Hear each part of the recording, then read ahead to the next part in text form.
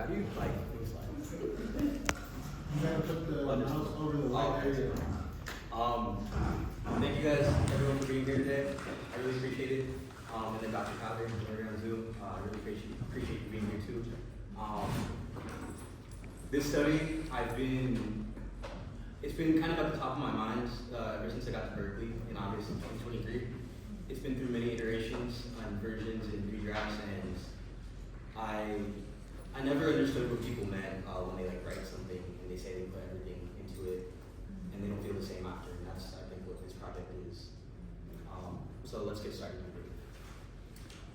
It's called, wait, my bad, I think it's called Disruptive Defense, Administrative Burdens, and Universal Representation in the San Francisco Bay Area. So this is just a really quick overview, kind of like a roadmap. We're going to start with a quick vignette, which is a real life story or account to introduce it in this format. I'm going to do a quick overview of this study and the findings, and then get into the more specifics, the motivation problem statement, why this research is important, especially right now, the methods I use to collect, interpret, analyze my data, my findings, and then discussion and conclusion. So let's get started with the vignette. Before we dive into the specifics, I wanted to share this account from an immigration attorney named Elizabeth. She practices law in Southern California, in a different region than I focus in this study. But, I mean, also this account isn't directly from my research, but I think it's good for this format, and it helps introduce the broader issues. So in a 2019 interview with journalist and photographer Greg Constantine, whose photography I used throughout the presentation, Elizabeth shares the following reflection after a long day meeting with clients detained at the Imperial Regional Detention Facility in Calexico, California. Pictured right here, one of the 6 active ICE detention facilities in the state of California. She says, many days I feel overwhelmed, or I go into feeling tired and overwhelmed by the amount of people I've promised to see that day. They have hope, irrepressible faith, and trust in the goodness of America. I sorely laugh at that right now. As Elizabeth's account highlights, immigration attorneys often face immense challenges while providing legal representation for clients in ICE detention. And this can be attributed to the fact that ICE detention facilities lack public transparency, impose restrictive barriers on communication, and they limit phone calls, emails, and legal mail in both directions. And these burdensome measures severely undermine the effort that it takes to receive legal representation, because unlike criminal law, immigration law is considered civil, and thus undocumented migrants facing deportation are not afforded the right to a public defender in the case that they cannot afford one. So in response to this lack of due process for undocumented migrants across the nation, several dozens of jurisdictions at the municipal, county, and state level have invested public funding into their own deportation defense programs in partnership with the Berkeley Institute of Justice and their SAFE network. So at the bottom you can see over the last 10 years, there's now over 55 partners with the SAFE network, which stands for Safety and Fairness for Everyone.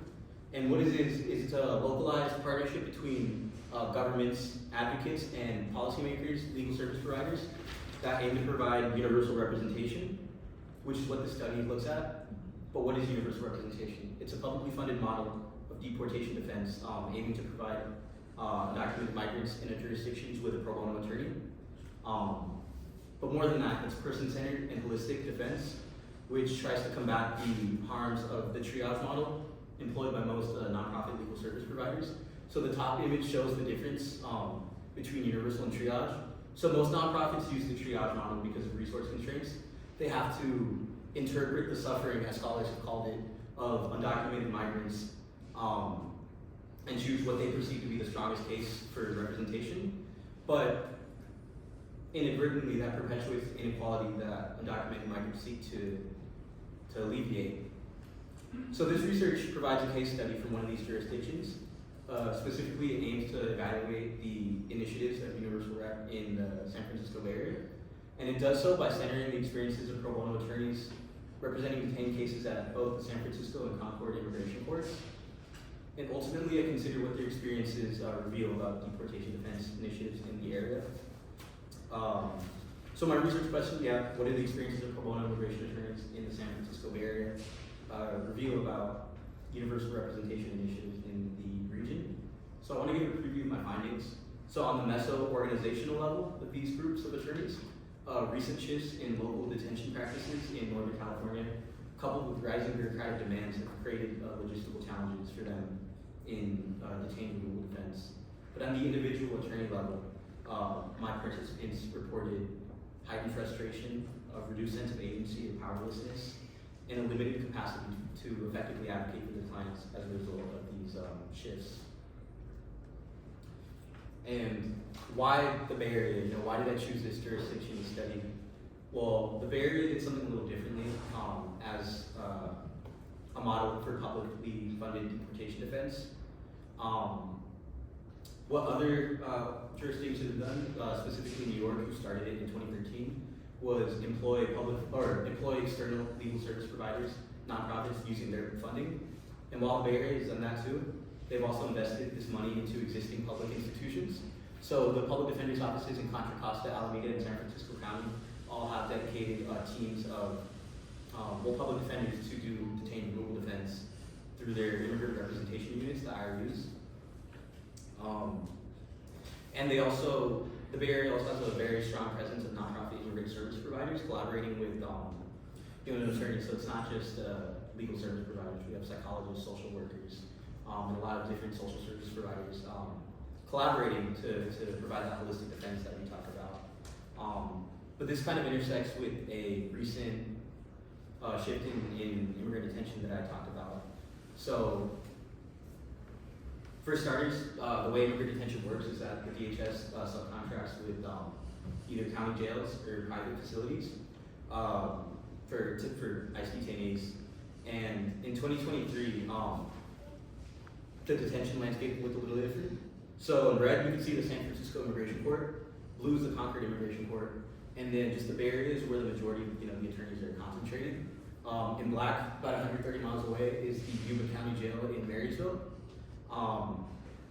And that's where, prior to February 2023, the majority of ICE detainees were held in Northern California facing deportation. But because of some advocacy movements, the contract at the jail at ICE was terminated, and they were subsequently transported to the Central Valley to two privately owned facilities owned by the GEO Group, one of the two largest prison corporations in the country.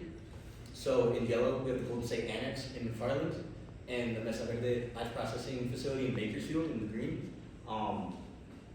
And this geographic displacement reduced access to attorneys, increased, as we'll get into, the travel time, they don't really have the resources to travel as often, if really at all. Heightened communication barriers, and then created delays in representation.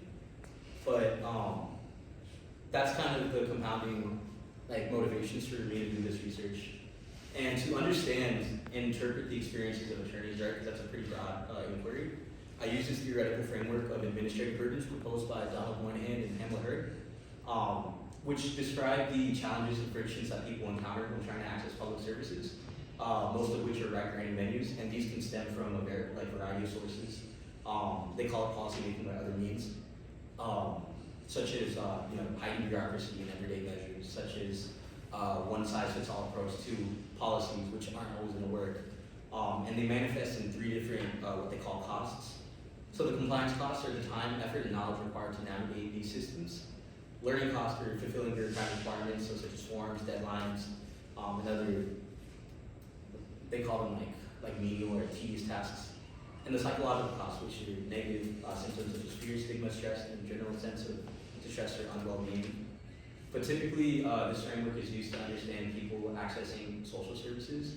But what my study does differently is I look at the perspective of the service providers and what kind of barriers are faced by, in this case, pro bono attorneys navigating these burdens.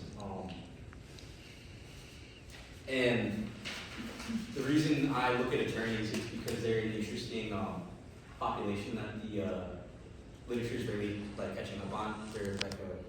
They possess the institutional knowledge and legal knowledge that undocumented migrants don't have. They're intermediary between them and the state.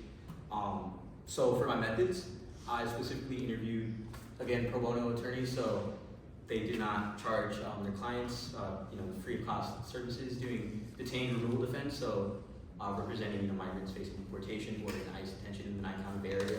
Until I got here, because I'm from Southern California, didn't know like the Bay Area was like, people argued about what it was, so I used this Nye-County definition provided by, I forgot where, someone put that. They work either, like I said, at the Public Defender's Office Immigrant Representation Unit, or a nonprofit organization receiving public funding for detained cases.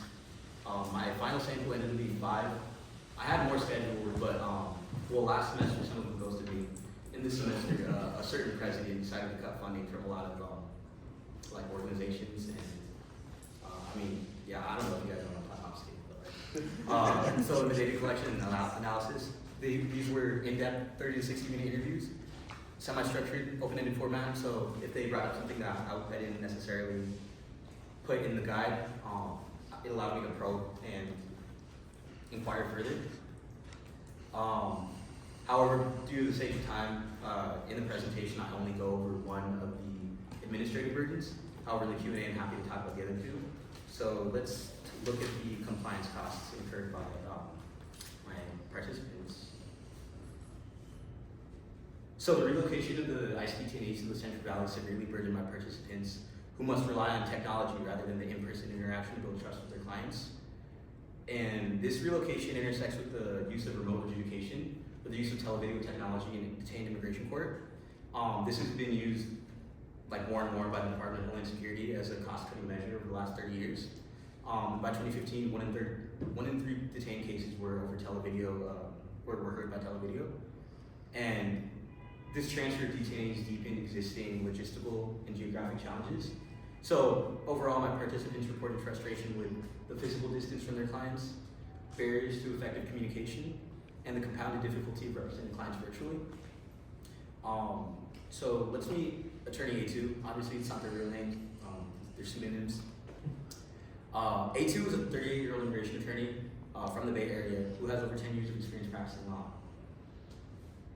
Throughout our conversation, she frequently brought up will express frustration and brought up the ICE contract termination and its effect on representing detained clients. She says, you can't go over there and meet the client because who has the resources and time to travel to Golden State Annex? And overall, the conversation, revolved around that.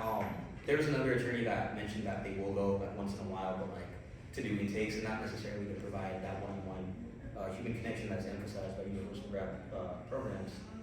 Similarly, A3, 35-year-old immigration attorney from the Bay, also with 10 years of experience, shares this sentiment, but she kind of evolved her conversation around rising bureaucratic measures implemented by different federal immigration agencies. In the paper, I go more into it in the specifics of the mechanisms that create heightened burdens, but she states, I know they're trying to make the system more efficient, but in trying to make it more efficient, they're adding levels of complexity. And kind of compounded, like I said, this is just the compliance cost. There's also feelings of, like I said, powerlessness, trauma, and a lot of other things I get into in the paper. It's over 60 pages, I couldn't fit it into here. But as a final discussion conclusion, systemic barriers limiting access to truly universal defense in the Bay Area. And I kind of put this, but I didn't get into the psychological class, but attorney well-being, directly affects these deportation case outcomes, right? These are human-centered, pro bono attorneys, I think obviously they're humans, right? These programs are ran on humans, and every time that deportation defense is invested in, a lot of the times federal immigration agencies kind of rise it through increasingly punitive or bureaucratic measures. So I think a lot of consideration going forward for deportation defense has to be taken into account, such as deeper structural support to make sure these are sustainable for the long term. But at the end of the day, these findings may not be applicable to every jurisdiction funding removal defense, but I hope they can do one of 2 things. One, like I said, maybe they can inform future models of universal rep. But I think talking with my participants, maybe they can inform non-performance conversations regarding the future of what's due about the immigration enforcement apparatus and its harms. Because as I get into in the paper, a lot of these things, you can't reform. A lot of these attorneys recognize that. They report feeling like a cog in the machine. you know, especially when you have private corporations profiting off of immigrant detention, it's, I mean, how do you perform that? Yeah, so thank you.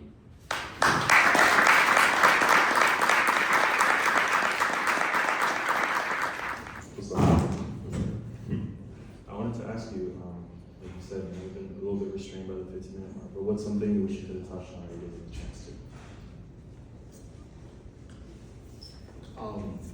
Definitely one of the findings was when I talk about the learning costs is this like almost every attorney I talked to, the exception of like one, but also my sample size was 5, was this fundamental tension between like the short-term and long-term goals for the clients, right? Because short-term, they talk about how the ICE contract termination could be used as a good thing.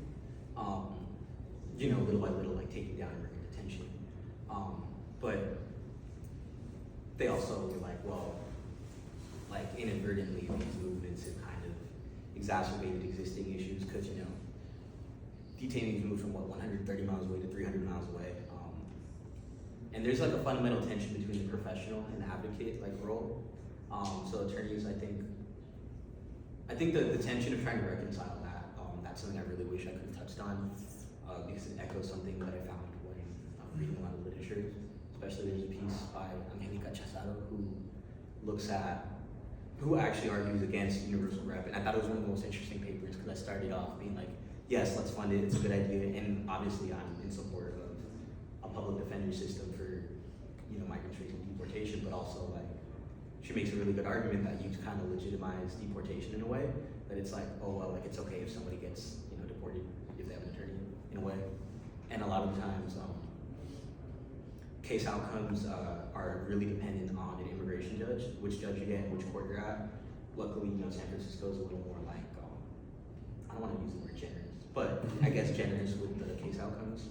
At the end of the day though, it's like, that's also why I did a qualitative study, because a lot of studies do incorporate both like a mixed methods, like a quantitative approach, but I think exploring the attorney perspective was a lot, I think it revealed a lot more than just like looking at the numbers, and obviously you can do both, but yeah, that tension between like, well, like what do we do about this like big like machine, right? Do you like, especially when you invest, like they just invested like another $5 million in Alameda County, and it's good, right? I think it's a good thing, don't get me wrong, I'm obviously like against detention in practice, in theory, everything, but there is a lot of, I think, moral and like ethical considerations when it comes to, you know, the clients having to see their families, having to communicate with the outside world.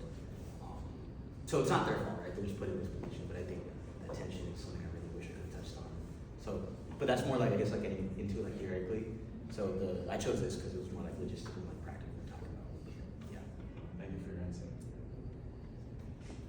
About one more question.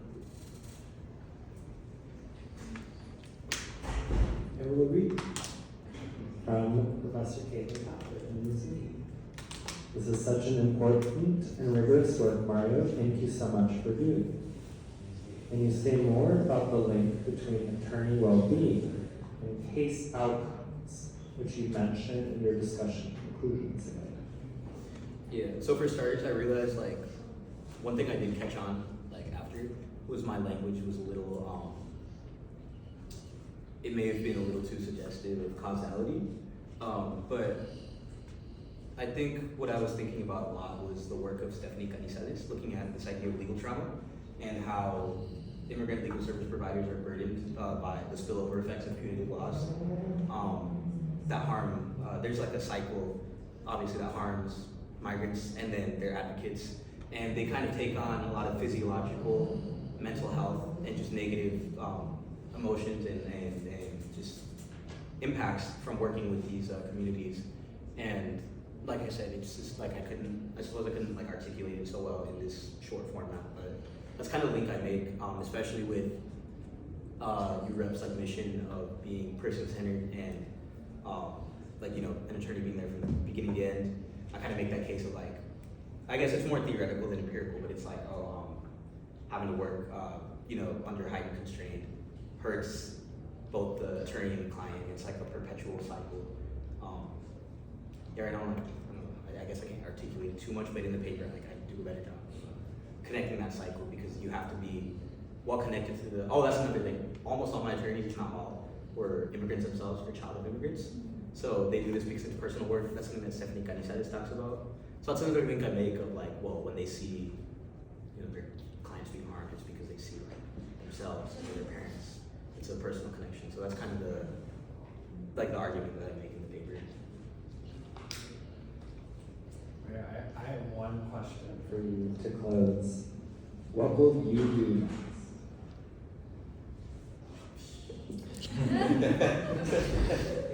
A lot of pondering with the poem.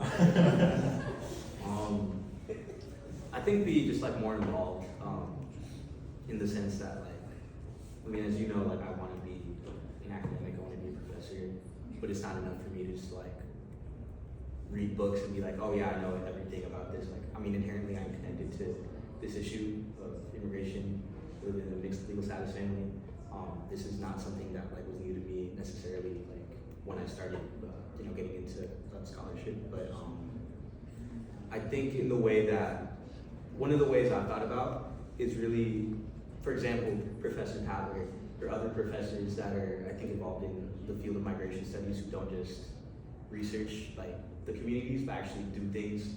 Like, I know that sounds very basic, but like at the end of the day, you know, a lot of like in social science, people are really get extractive and take from these communities, and that's just like, on principle, I disagree with that, and especially because I'm connected to this issue. So I think being involved in whatever ways I can, like trying to volunteer at, you know, like legal clinics or shelters or whatever, just doing the little bit that I can.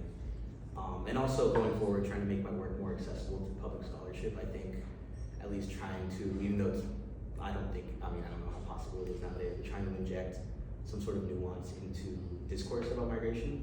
So I think even well-meaning discourse lacks that nuance and depth that there is, I mean, about immigration in scholarship. So I think that is really trying to not just claim to be like an expert, but really be in these communities, like through like CBPR, for example, community-based participatory research.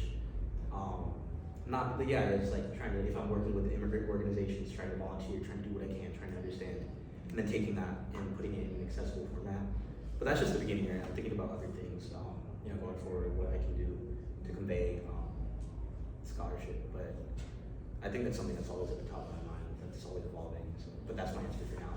Might be different, you know, a year from now. But yeah. Thank you so much.